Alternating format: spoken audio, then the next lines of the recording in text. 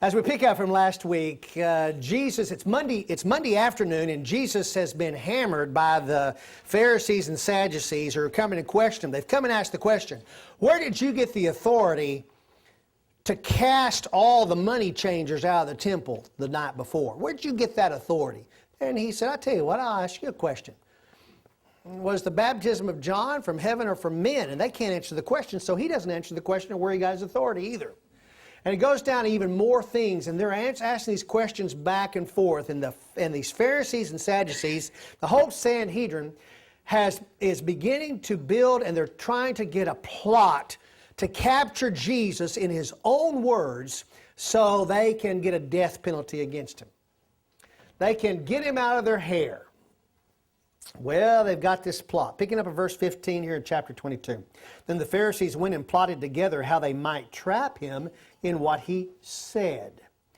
And they sent their disciples to him along with the Herodians, saying, Teacher, we know that you are truthful and teach the way of God in truth and defer to no one, for you are not partial to any. Tell us then, what do you think? Is it lawful to give a poll tax to Caesar or not? Now, before we look at Jesus' answer, I need to explain to you what's going on here. The Pharisees are not going to talk to Jesus. They're sending their disciples. They're fishermen. They're sheep herders. They're people who don't even read or write Hebrew. If they do, it's very little. They are just simple, common people who hold to the Pharisees in a place of authority, which rightfully so in many ways. And so they don't send their own people who have the ability to rebut anything that Jesus would say, because they've already tried that. They send disciples of theirs. They also send the Herodians. Now, who are Herodians? Well, think about this. Let's say the Republican Party puts up a person to be a candidate for president, or the Democrat Party puts up a person to be the Democratic person for president. All the people under the Republican Party president candidate are called Republicans. All the people under that candidate they're putting up as a Democrat are all called Democrats, the Democratic Party. Okay. These are Herodians. Herod is the king.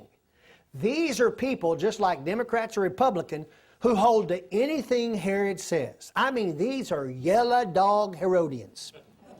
If Herod says we're going to pick up taxes based on the cost of a yellow dog, they'll be out there collecting taxes on the cost of a yellow dog. It makes no sense. If they put a yellow dog up to run for some office and Herod approves it, they're going to run with the yellow dog or a blue dog or an orange dog or a red dog. I don't want to offend anybody, so I'm hitting them all. Got that?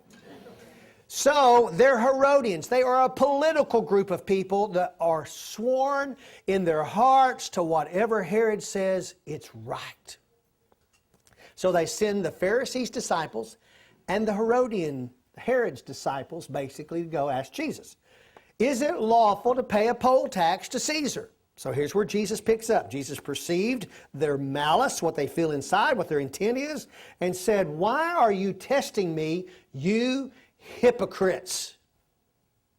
Pretty strong words.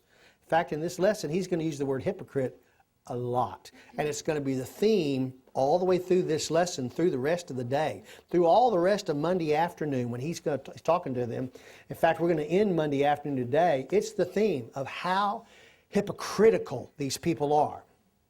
Jesus perceived this. He says, show me the coin used for the poll tax.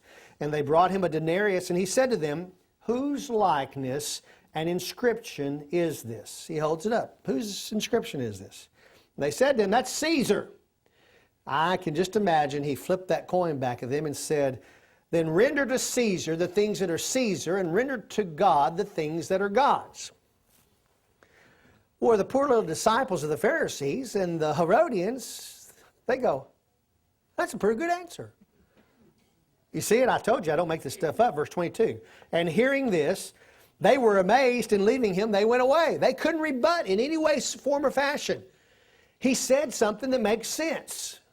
You just go, okay. I mean, the people didn't know enough to say anything against him. Now, all of us have been in that situation before in our life too, where we went and asked a question that was an honest question. We got an answer. Whether the answer is right or wrong, it doesn't matter. It feels good, it acts good, sounds good, so we just accept it, even though we don't know all the rest of the facts. Now listen, Jesus' answer was the absolute right answer, but it dumbfounded them to where they could not say anything back towards Jesus. So they just leave. The fact of the matter is, and we've learned this in the other Gospels, had they stayed and listened to him, they probably would have become believers.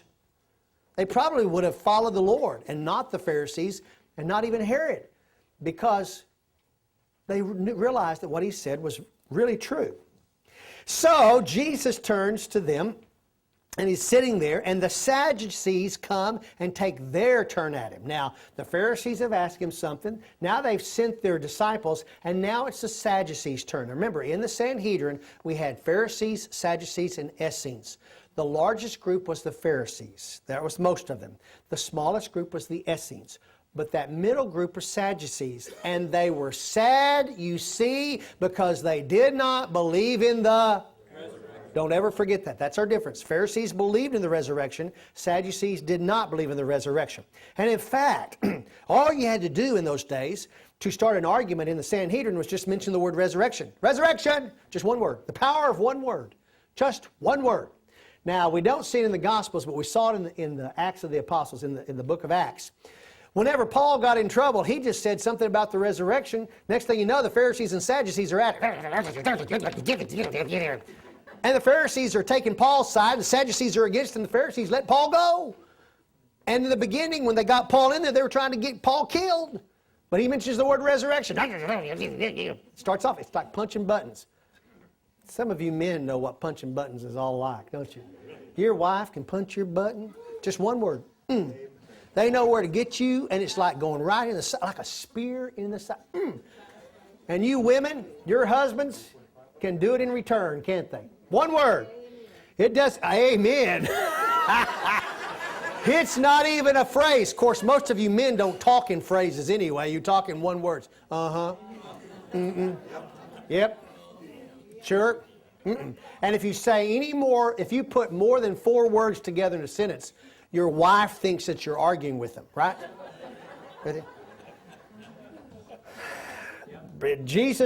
Paul would just bring up the word resurrection, and Jesus is going to bring it up also. Here we go. And on that day, this is the afternoon of Monday afternoon, some Sadducees came to Jesus and questioned him, asking, "Teacher, Moses said, if a man dies having no children, his brother, as next of kin, shall marry his wife and raise up children for his brother." Now that's out of Deuteronomy chapter 25. It's also alluded to over in Genesis chapter 38. Now, there were 7 brothers with us, and the first married and died. And having no children, his wife, he left his wife to his brother. Ooh, my goodness. So also the second and the third, down to the 7th. Last of all, the woman died. In the resurrection, therefore, whose wife of the 7 shall she be? For they all had married her. I'm sure glad we don't do this in America today. I know my kinfolks. Let me explain what happened in those days. I hope I've got some ink here that'll work. Let me pick up this one. Let's say that Abel, he has 2 sons. No, he actually has 7 sons. He has Bill, and he has John, and he has Jacob, and he has Stephen. 1, 2, 3, 4. And he has another Abel. Is that the way you spell Abel? E-L. I caught it. Spell check. Should have been underlined in green or red or whatever, but didn't do that. I'll do it right here. Okay, 1, 2, 3, 4, 5.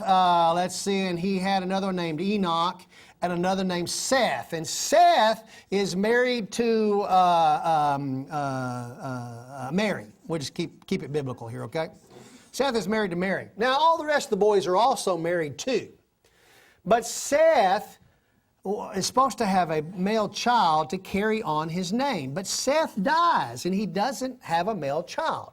So the next of kin, who is also married, will take and have a relationship with the wife to have a child, a son, to carry on Seth's name. Well, that just doesn't seem right to me, but that's the kinsman redeemer. And by the way, when you go back and check the lineage of Jesus, in both lineages, both in Mary's lineage and in Joseph's lineage, we've got a kinsman redeemer situation there going on in both of them, where a father on one side of the line fathers a son on the other side to carry on the dead father's name. Rhea dies and he doesn't have a son. Shephtiel comes over and has a son, and that son carries on Rhea's name bloodline, but Shephtiel comes over and has Zerubbabel, and he carries on this line. But the father's really over here, but he carries on the line in this name. That's just a Jewish thing they did. Well, he dies and he doesn't give a son, and this one takes her and he doesn't have a son. This one takes her and he doesn't have a son. This one takes her. They're all X'd out, and finally she's X'd out too, and there is no son. Whose wife is there? She, when they get to heaven, when the resurrection. Well, they brought up the word resurrection, and they don't even believe in resurrection. They're trying to trick Jesus. You got it? Because they don't believe in the resurrection. They got him now. How in the world is he going to answer this? He can't answer it in any way, form, or fashion that will not cause him to defile his own person and defile who he is, who he's claiming to be. Well, Jesus hangs them on that one. Verse 29, then Jesus answered and said to them, you are mistaken, not understanding the Scriptures, nor the power of God. For in the resurrection they neither marry, nor are given in marriage, but are like angels in heaven. Now I hate to break the news to you. When you get to heaven, you will know your spouse, but you will not live in a mansion together. Now, some of you wives right now are saying, oh, good, I won't have to clean out his closet ever again. You will know them, but there is no giving and taking in marriage like there is here on earth. We all are there for the purpose of worshiping, and we all have our crowns, and we all have our purpose and our duties that we're doing, but we will not be having children and entering marriage and living together as families. It just will not happen. I hate to break the news to you. We're going to be like angels in that we are there to worship God and serve God. Now, stop right there. I'm going to chase a rabbit that I really shouldn't chase here, but I'm going to chase it anyway. Because there is a doctrinal issue that you need to understand about an Old Testament passage that this passage, in reality, negates what's being taught in the Genesis passage. Over in Genesis, there's a passage over there that before the flood, the passage says, the sons of God saw the daughters of men and had relations with them, and their offspring became Nephilim. And the word Nephilim is the word that can be translated giants. However, it's not the right word giants that you're expecting. If it was a giant like Goliath, 7 foot tall, 9 foot tall, 6 foot wide, a pant size of 72 and a coat of 88 or whatever. Those are giant big men, but that's not what the word Nephilim means. The word Nephilim means a men of renown or people of renown that people look to up as being giants. This week, a man came into my office. This is one of those good stories. I'm not going to tell you names, but it's one of those wonderful stories of how God provides. Man came into my office, and he's wearing a gray shirt that's got green sleeves that only come about down to there. It's one of those baseball shirts that you wear. He's got on gray pants. And he came in and sat down, and he's crying. He doesn't have a job. And he's trying to get along, and he's asking me questions. And I looked at him, and I said, I got a question for you. In the last 6 to 7 months, those clothes that you're wearing are the same clothes that I have seen you in every time. Do you not have any other clothes besides those clothes? He starts bawling. No, Brother Jim, says, I wash these out every night in the sink, and I hang them out. If they're not dry in the morning, I iron them, and I put them back on. And he says, I've gained some weight. None of my clothes fit whatsoever. The night before, Ken Cameron had called me. Jim, I've got some clothes. Can you use them at Helping Hands? Well, I don't turn anything down from lost people. Okay? I'm always going to go because it helps the relationship. So I went over, I got 2 bags of clothes. Now, Ken is one of these, if y'all don't know who Ken Cameron is, he was an astronaut. And truthfully, he will buy a shirt and wear it and probably wash it one time and wear it, and then it doesn't feel good anymore, and he goes and gets another shirt. You follow me? And he might have his shirts dry cleaned, his shirts maybe 2 or 3 times, and then they don't feel like new shirts, so he goes and gets new ones.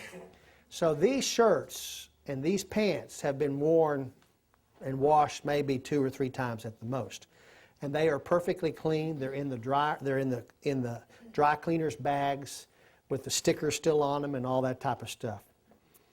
And I said to the person, I said, Ken Cameron gave me some clothes last night. And he said, well, you know, I'm a little guy. I said, oh, Ken's a little guy too. He said, you said he's an astronaut. I said he was. He went up 2 times as commander, and he went up a 3rd time as the pilot of the shuttle. He's been in space 3 times.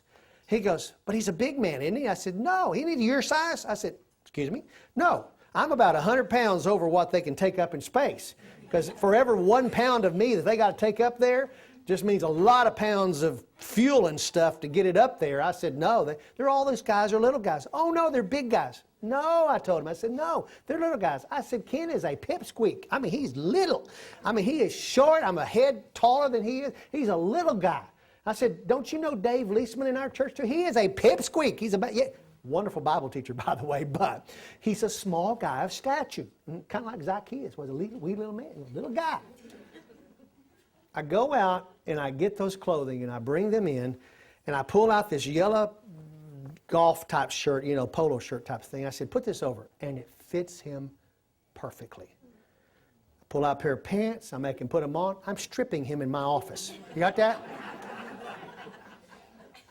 There's 30-something shirts in these bags, and there's 10 or 12 pairs of pants, and they all fit. And I said, they're all the right size. And I said, I want you to take them home, and if they fit you, you can have them. God provided the night before for what happened that day.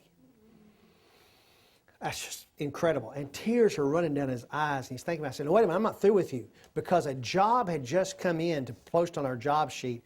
I turned around and I wrote it off from him. I said, I'm not even going to post this. You go apply for this job. He calls me back that afternoon. He's got the job. Got it? And he's making $3 more an hour than he has ever made in his life. But in his mind, Ken Cameron and all the astronauts were big guys. You see, in his mind, they're giants. Same thing with John Morgan. I think of John Morgan right now. I think of this guy that's as big as this ceiling. But I'm this much taller than he is. You got that? He's a pipsqueak. Should I say that about our pastor? He's a little guy. You know what my heart is on this. He's a little guy. He's small, but he is a giant in his thought. You know, I look at Bill Dorsett, and I think about him too. And I think, boy, he is a giant, and he is tall. But I'm taller than him, and I have to look down at him to speak to him. But in my mind, every time I think about it, I'm looking up to speak to him. That's the word Nephilim. That's what the word Nephilim means. People who become renowned in how you think about giants and the way you think about them. Well, go back to that story. Angels do not have sexual organs. They are spirits. They cannot enter into a sexual relationship with anyone on earth.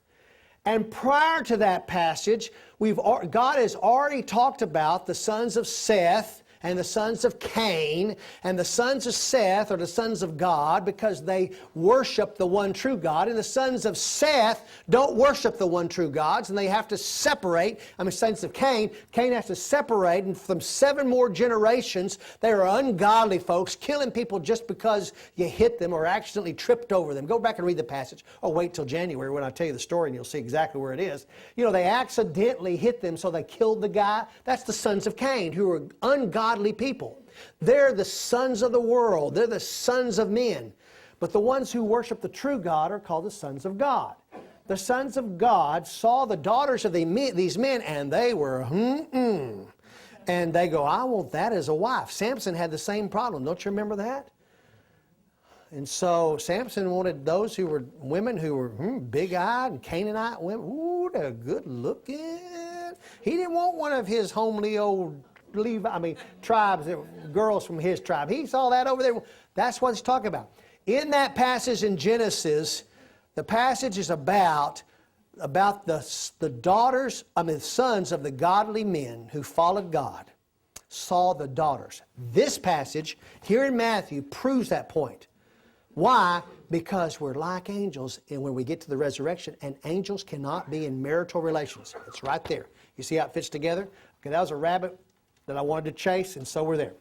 Well, Jesus is still talking about the resurrection in verse 31. It says, "But regarding the resurrection of the dead, have you not read what was spoken to you by God?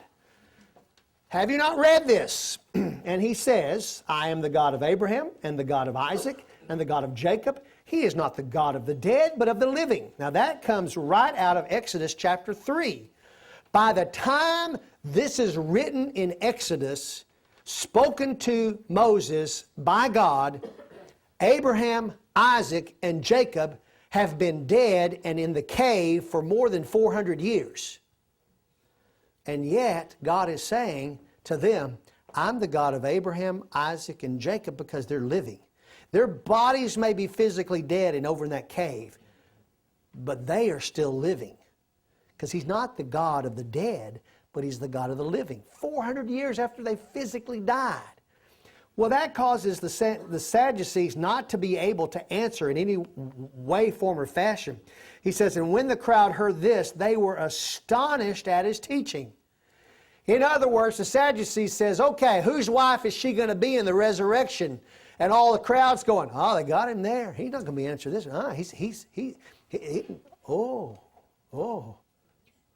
He got you guys. He got you. They're astonished.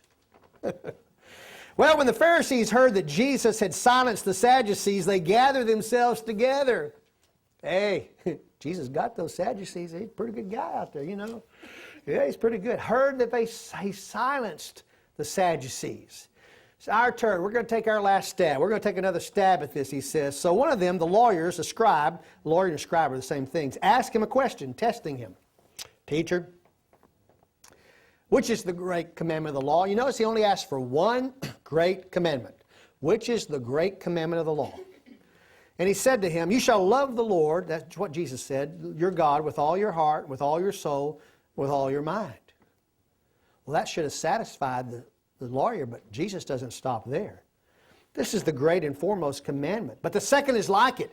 "You shall love your neighbor as yourself." On these two commandments depends the whole law, and in the Greek it really would say this, and the whole prophets. The Pharisees are not expecting this. Now what has just happened is Jesus, and you don't catch this in the English, most of us don't catch it. You have to really go back and see what's going on here. The first thing that Jesus quotes, "You shall love the Lord your God with all your heart, with all your soul, and with all your minds." That comes from Deuteronomy 6, and it's repeated in Leviticus 19. But the second one, "You shall love your neighbor as yourself," that comes out of 1 Samuel 15. Samuel's a prophet. The other's the law.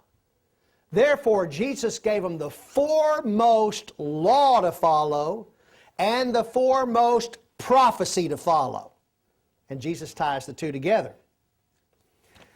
No wonder these Pharisees and Sadducees are having a hard time, because Jesus has all the answers, and He still has all the answers today. Yes, sir. Who's your neighbor? Who is your neighbor? That's your neighbor. That's the people that you're around. That's anybody. It's anybody. Yeah. The guy just next door. Not just the guy next door. But if they come at you with swords and clubs and AK-47s and C4 bombs and all that type of C3 bomb, what? Shoot first and then ask questions? No. We do have times where we have to defend ourselves. So let's don't mix that up too. And I can show you that too in the Scripture, where we have to have a sword. In fact, we're going to get there.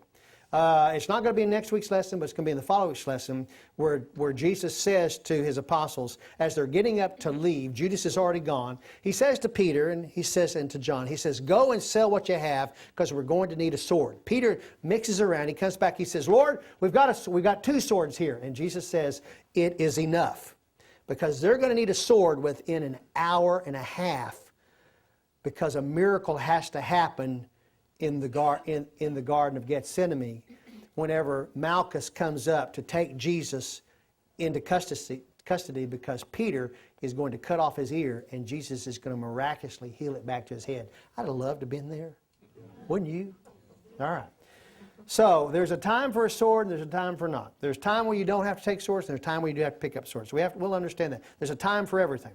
Now while the Pharisees, the Pharisees were gathered together, Jesus asked them a question. They've gathered together. He's really hammered them where they can't answer stuff. They gathered.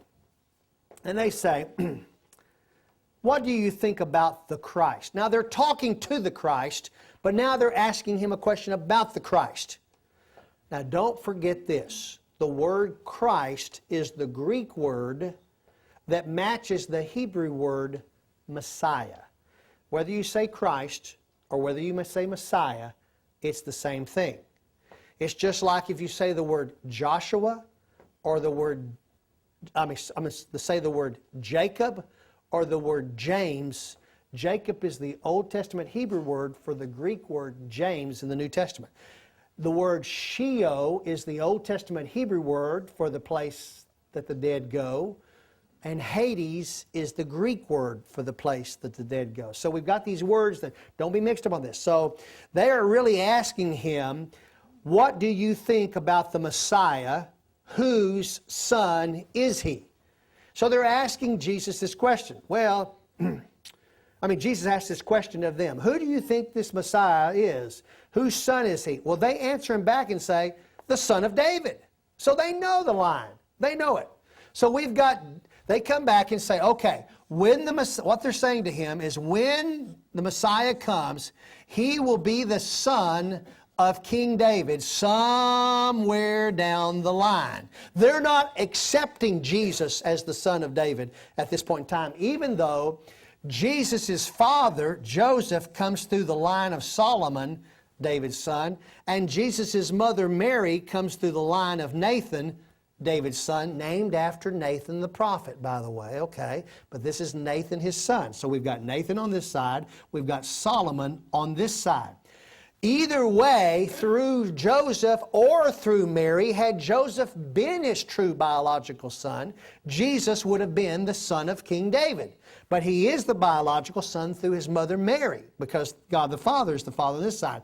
But Joseph is the adopted father. So because he's adopted, he's got all the privileges of being the son of Joseph, which means Joseph cannot, under the rules of the day, disinherit him. Joseph can disinherit his other sons, but he can't disinherit Jesus because he's adopted him. You got it? So that, by the way, an adopted son in that generation had more authority in reality than the biological son. So the Pharisees say, he's the son of King David. Oh, Jesus has got him now. Here it comes again. He is just confounding everything they say. Jesus says to them, then how does David in the Spirit call him Lord, saying, the Lord said to my Lord, sit at my right hand until I put your enemies beneath your feet. Now that comes right out of Psalms chapter 110, verse 1, which is a psalm of David. All right, let me explain this. I'm going to go on what verse 45. If David then calls him Lord, how is he his son? No one was able to answer him a word, nor did anyone dare from that day on to ask him another question. And in reality, that means in public where other people can see, because when they get in private, they're going to ask him questions, but they're not going to ask him anything in public. They're not going to ask him anything on Tuesday. Wednesday, they're not going to really ask him much either. Judas is going to ask him some things on Wednesday, but the crowd, the Sanhedrin, is not going to ask him anything in front of the public. Now let me explain what's going on here. Back in those days, King David had a son by the name of Solomon, and he's king. He takes David's place. Actually, Solomon was crowned before David died. Remember this, okay? He begins to rule because David's very, very sick on his deathbed. In fact, they bring in a Shunammite woman to take care of David in his last days. And she actually becomes a type of wife to David to care for all of his needs. And David is going to die without having any sexual relationships with this Shunammite woman. In their culture, in the Jewish faith, because she is I will call her a virgin with King David, she now can no longer marry anybody. And that's the story where the son comes to Bathsheba and says to Bathsheba, Mama, can I ask you a question? Will you go to Solomon and ask him if I can have this Shunammite as my wife? Bathsheba goes to King Solomon and says, may I ask a favor of you, my son? She doesn't call him king because he's her son. She doesn't call him she calls him the son. And he says, Mother, anything you ask, I will give you. He's just lied. Because then she says, can your brother have the Shunammite girl who never had a relationship with David but was acting like his wife to take care of him as his wife? And Solomon says, I wish that you would ask anything of me except for that. Because that cannot happen. Because under their culture and everything, that Shunammite was to remain unmarried for the rest of her life. Never to marry again. Under that culture, because there had been no conjugal relationships. Well, in the same way, there's a great movie out there. I said it's a great movie. It's maybe not a great movie. But to let you understand, because there's a section that's really done really well to show how people thought. In that new movie that's out called Robin Hood, there is a portion of that movie where the mother of Richard the Lionheart, who is also the mother of Prince John, who, by the way, is one of my grandfathers, even though he was a rascal. They made him sign the Magna Carta. He had a choice. You can either sign it or...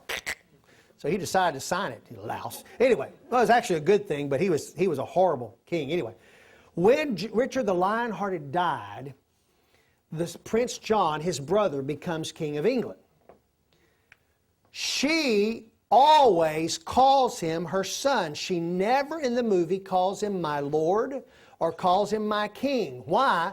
Because he is her son. King David never would call Solomon his lord or his king. The issue that's going on here is Jesus has said, okay, you've told me that the Messiah is going to be the son of David. How is it then that the Christ or the Messiah that is going to be the son of David in your line, David calls him his Lord as if he has lived before him? Now, if a brother or a grandchild comes to the king, they don't call him daddy when they're king, they call him my lord or king. You follow me? It doesn't work going up, it only works in the lineage going down. Anybody, the mom and daddy would never call King David king or lord, they would call him David or son. Mama would, daddy would. But going up, but Solomon would call him my king and my lord. So now we've got this issue that Jesus is really showing these Pharisees, and he's got them hamstrung in this situation where they have just answered that he's going to be descended, okay, but he then quotes a scripture that they know saying, then how come did he call him Lord as if he was before King David? Because he was before King David. So they can't answer him.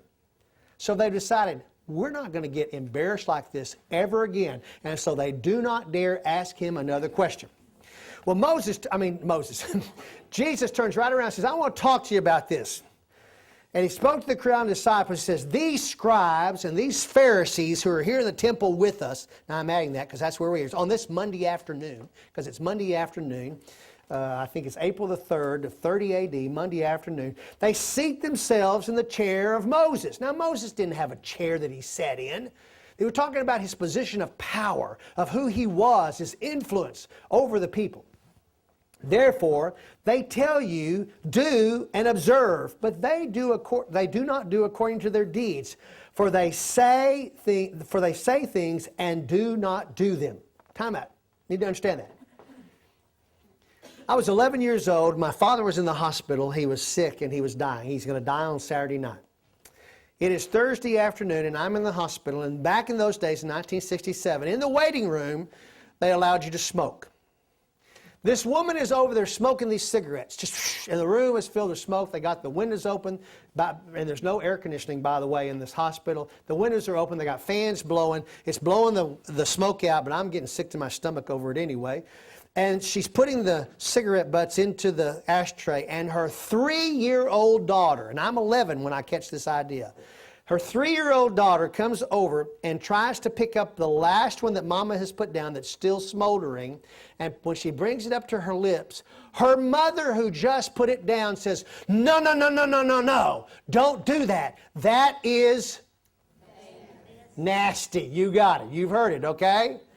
Even a 3-year-old child goes, "That doesn't make sense. You just took it out of your mouth and put it over here. But for me to put it in my mouth, it's now nasty." That is the example of what Jesus is saying here. The scribes and Pharisees say, "You don't do this." But they don't do it. They do whatever they please. And that's the theme that's going to run here through a little bit more. You do all this stuff. But you tell the people to do other things. Look on, it goes on. They tie heavy burdens and lay them on men's shoulders, but they themselves are unwilling to move them with so much as a finger. Let's go back to another thing that Jesus has accused them of doing in 2 lessons ago. Jesus said to them, okay, think about this. The tax collectors, when they go to collect taxes, do they collect taxes from their family members and their sons, or do they collect taxes from their strangers? They collect taxes from the strangers. Even if you're an adult child of a tax collector, he's not going to tax you. You're free with it. He's going to tax the stranger more than he should tax a stranger to pay his son's tax and his grandchild's tax and his tax. Undue burden on you. You have to pay it, but we're not going to pay it. That's what Jesus is saying here. But they do all their deeds to be noticed by men. Everything they do is to be noticed by men. You got that?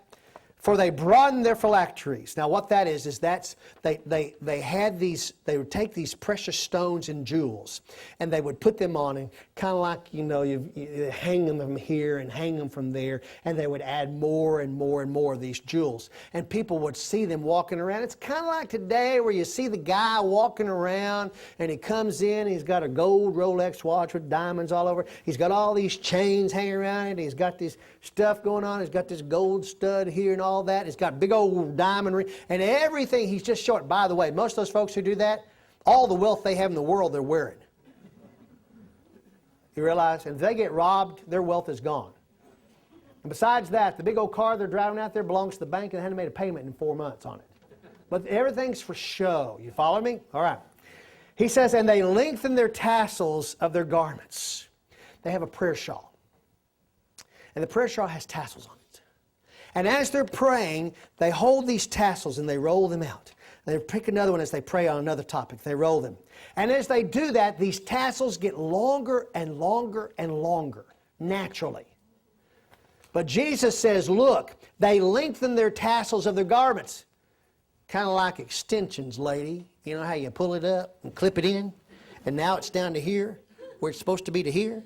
But you've added on hair down. They would have these tassels, long tassels sewed into them. Why? Because the people look at them going, oh, look at him. Look how long his tassels are. Oh my, he must spend hours in prayer. It's all for show. He just bought the tassels. He just had them added on. Added on. You ever been to in Columbus where our barbecue guy is? And you go in there and they've got all these animals mounted on the walls. It's just great. Mr. McKeska comes up and I said, these are beautiful mounts. I said, did you get all these? He said, yeah, they're mine. I got them. He said, but I got them the honest way. I paid for them. Just right out and told me. He said, I never shot a thing out here at all. You know, nothing. I saw them. I wanted them. I bought them. At least he's honest. These Pharisees, they're hiding the fact that you go, oh, look at him. He must be a great hunter. Look at how long his tassels are. They love the place of honor at banquets and the chief seats in the synagogues and respectful greeting in the marketplaces and being called rabbi by men. They love this place. Now, some of y'all have pastored churches in here, and you have been in the circles of church life, and you know exactly what I'm fixing to tell you about.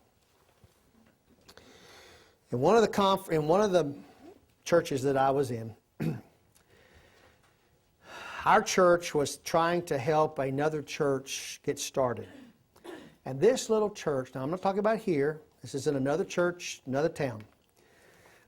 And the association, like we're in the Union Baptist Association, we were in a different association then.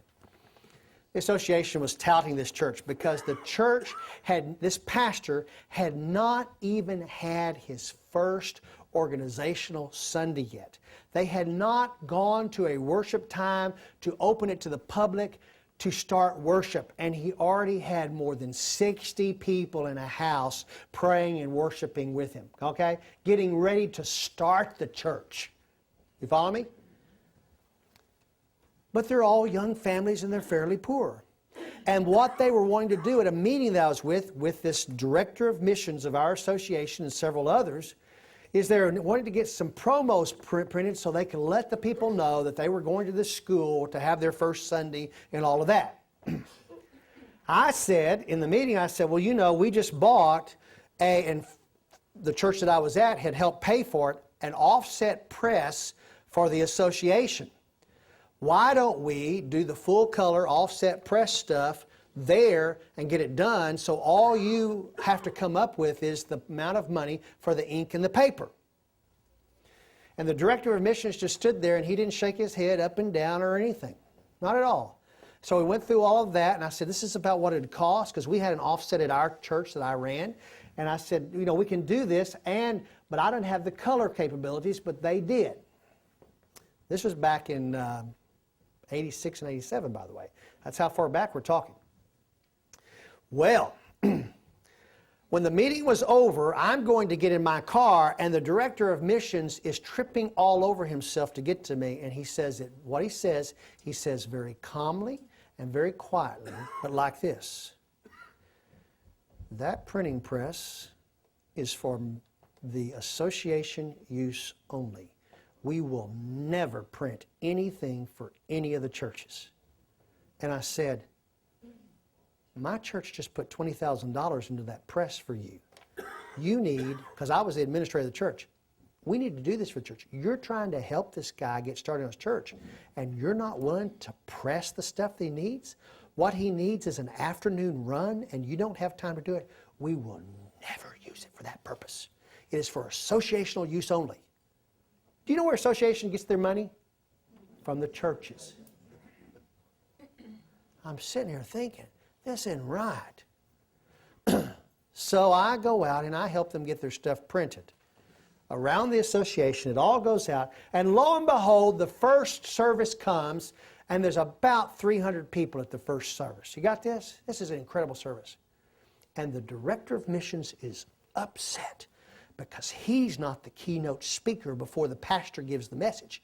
He's the one that has to introduce the keynote speaker before the pastor gives the message. And he is furious. You know what I'm talking about, don't you? You know, you've been in life, the Baptist life, and other lives too, that this is all for show. He was so busy doing God's work that he didn't have time to do God's work. He was so busy doing the work of the Lord that he didn't have time to do the work of the Lord.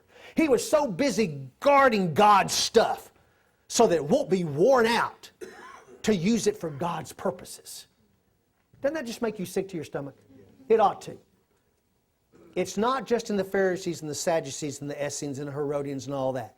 It's just not in the Republican Party and the Democratic Party either out there like that. It is everywhere, even in the organizations of the church. It is horrible.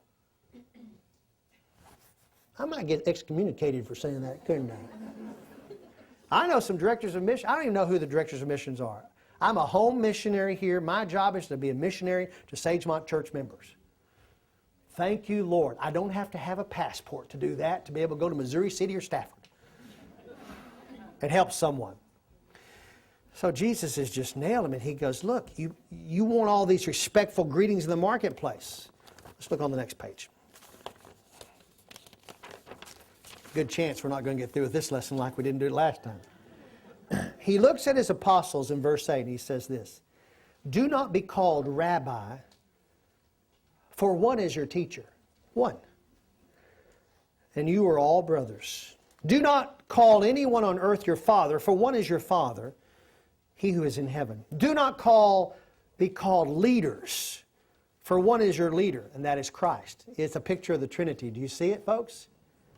Your teacher. Now, we haven't had this lesson yet because the lesson comes during the Lord's Supper or shortly after, where Jesus says, I have to go because I'm going to send the Comforter to you, and He's going to be your teacher. But there is one teacher, and that teacher is going to be the Holy Spirit. There's one Father in heaven, and He's your Father. There's one leader, and I'm the leader, He's saying. I'm the leader of the church. Holy Spirit's the teacher of the church after I leave, and the Father's the Father of it all.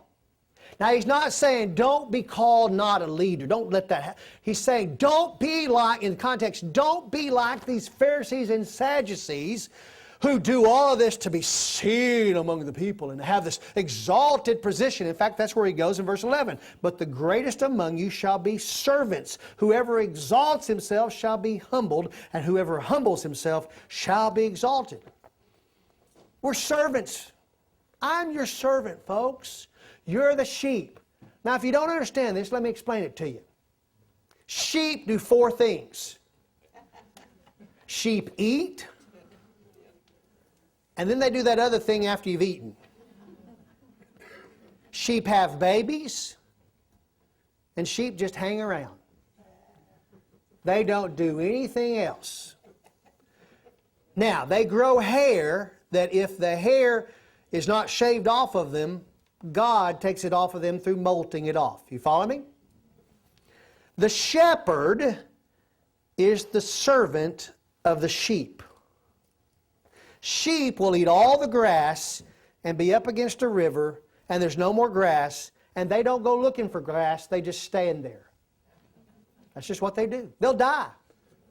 The shepherd goes and moves them over to more grass.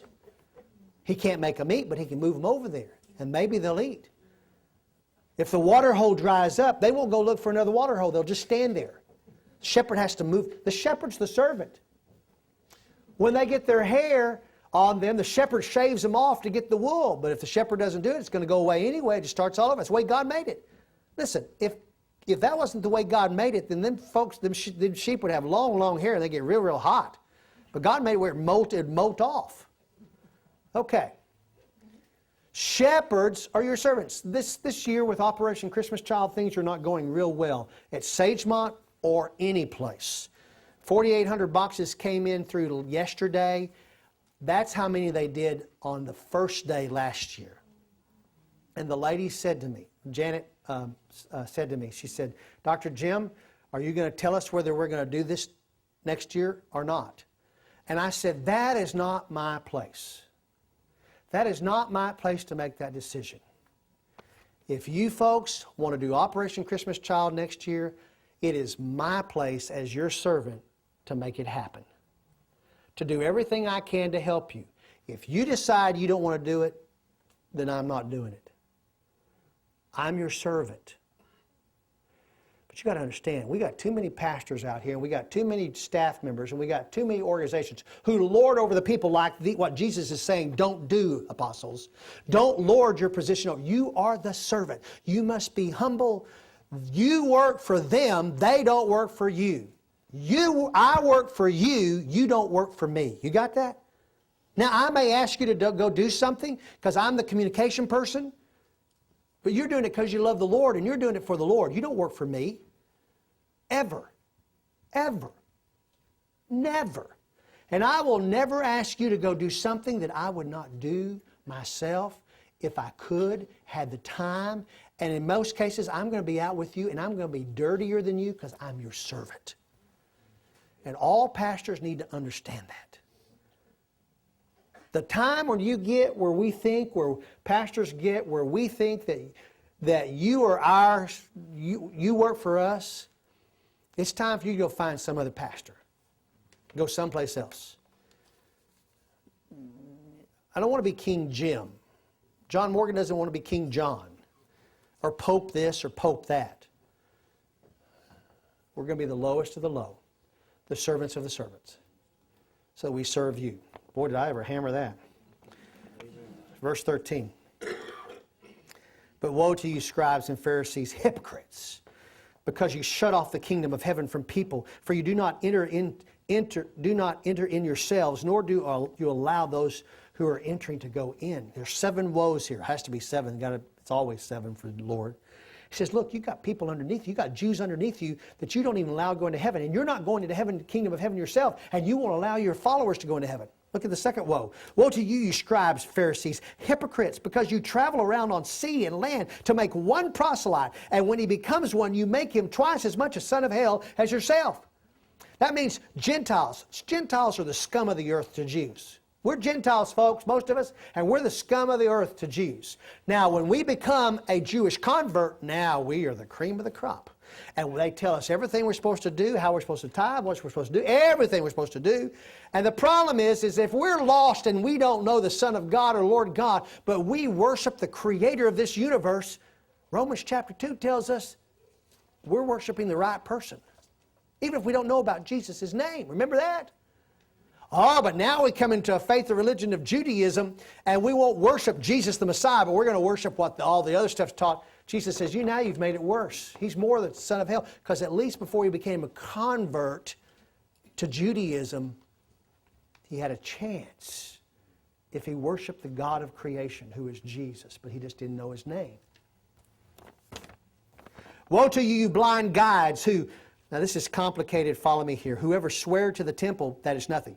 In their mind, the bricks of the temple, you couldn't swear by the temple. It didn't have any authority. Oh, you could swear by the temple, but everybody go, that doesn't hold any authority. He'd go, okay, but whoever swears by the gold of the temple, you're obligated. Oh, I swear by the temple. Well, that doesn't mean anything. Well, I'll swear by the gold. Nah, we can take you to court if you don't keep it now. You swore by the gold in the temple. So you're obligated. We'll take you to court and you got to pay it. Swore by the temple. We're just fooling with you. You can't swear by the temple.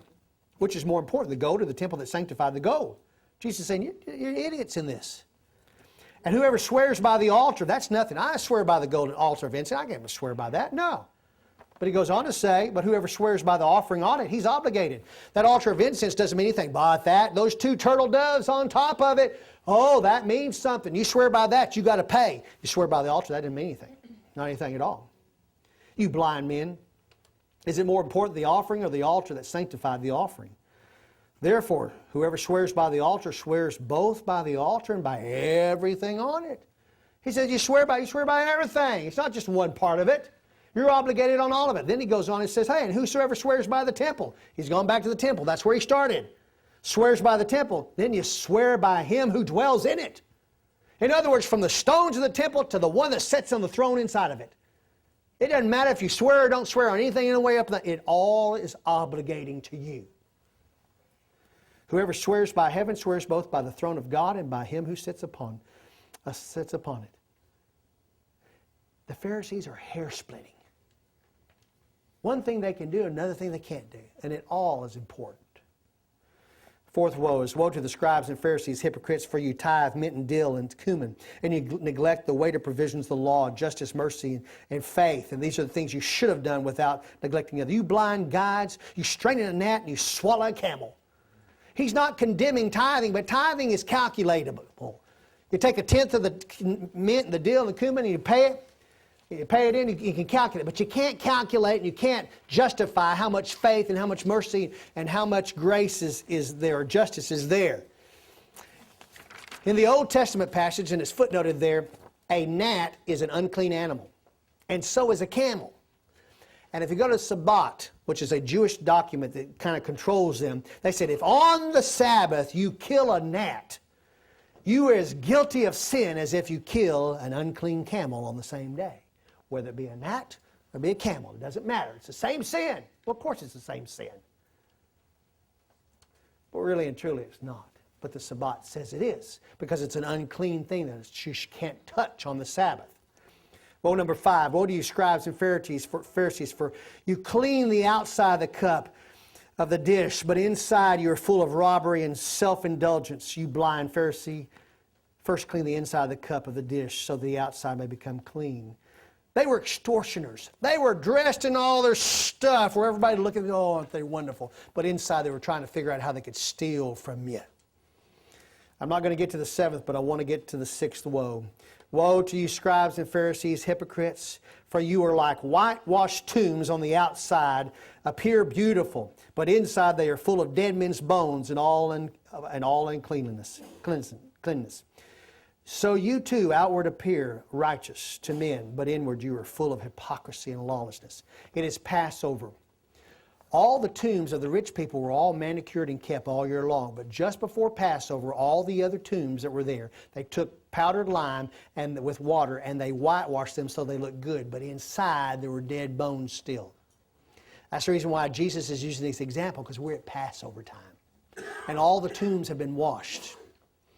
And he says, change what's happening. Wash the inside. Well, let me tell you this quick story and we'll move through. Back in 1982, out in Hockley, Texas. Y'all know where Hockley is? Well, if you sneeze, you missed it. Fox and Jacob, home builders, were going out and they were building a new area called Ranch Country. And First Baptist Church of Hockley was moving out there. In fact, the man who was helping fund it, not through a bank, but through a man, could not read or write. He had a second grade education. Supposed to go into, he went about 2 weeks to the third grade and quit. His father was very wealthy. He paid for and loaned the money to this church, to build this church, out of his play money, he said. And in his will, he said, now if I die and it's not paid back, the whole loan is forgiven. So he had worked out this deal. And I went out there, and you think Danbury was not the first project that I built about that size that where we hammer nails. And we went out to Hockley, and we built this beautiful auditorium and education wing and kitchen. And while we were building it, Hockley had 6 members. That included the pastor and his wife and child, 6 members. And I went out there to help them build this church. Jake was a member also. Now Jake would sit down to eat a meal, and he could not hit his mouth with the fork. When he would come to church services, he had fresh egg coming down here, and all his ties had food all over him, and he stunk. He smelled horrible, like he hadn't had a bath. And he was allergic to deodorant, so he wouldn't use deodorant, and boy, he stunk. He was horrible, just stunk. But every month, and Ranch Country had about 300 or 400 houses, and all these people out there were working for TI, out there, or Compact, or whatever it was, out there on 290. And on Monday nights and Tuesday nights and Thursday nights, Jake was out visiting homes and telling the people about the Lord. And they would never allow him into the house after the first time. But they would come out and talk to him out in the front yard. And you didn't want to put him in your front seat, because you put him in the front seat, the smell lingered for weeks. You would take a Lysol, and it was just horrible. Horrible smell. When we opened the doors of that church, well, I'll just put it this way. Within 4.5 months after we finished building, the little church is running about 130 in Sunday school from 6. And it was really all true because of Jake. One day, the pastor gave me a call, and Jake had tried to cross over 290, that busy area right there, and he had gotten hit with a car. And he died. The little church would hold 200 people in the pews. There were probably 200 people around the walls. And literally the doors and windows of the church were open. And the people were standing outside the doors. And outside, there were people outside. There may be as many people outside as there was inside. The reason why I tell you this is, on the outside, Jake stunk. But his cup on the inside and his plate was clean. You follow me? And I've never seen the influence of anyone greater than this man and what he did in just a few short months for the kingdom of God. Now, all those people didn't come to our church, but he evidently made an impact on their lives, standing in their front yards, telling them about Jesus. And they probably stood there laughing at him I'm sure that's the reason why the crowd was so big, because they were laughing at him and what he looked like and what he smelled like, but he was still talking about Jesus. And our pastor was embarrassed by him and begged him not to go to these houses because he was a bad influence. We didn't think he was a bad influence when his funeral came along, and there were so many people there that they couldn't even get all inside. Woe to the Pharisees and woe to anyone else who tries to look good on the outside but is filthy on the inside. Filthy. We'll pick up with the seventh woe next week. We'll end Monday night and we'll go into Tuesday as we pick up in the next lesson. Lord Jesus, we love you. We thank you. May we be faithful. Lord, we can't control which way our teeth go in our head or how our hair looks really and truly, or what our face looks like, or how the clothes and how our body looks and all that on the outside, because you made us. We're all unique. Some of us are dumpy. Some of us are handsome. Some of us are ugly. Some of us are just downright pretty. Some of us are all that's out there. Some of us people want to talk to because of what we look like, and some of us people don't want to talk to because we look like. But Lord, it doesn't matter how we look.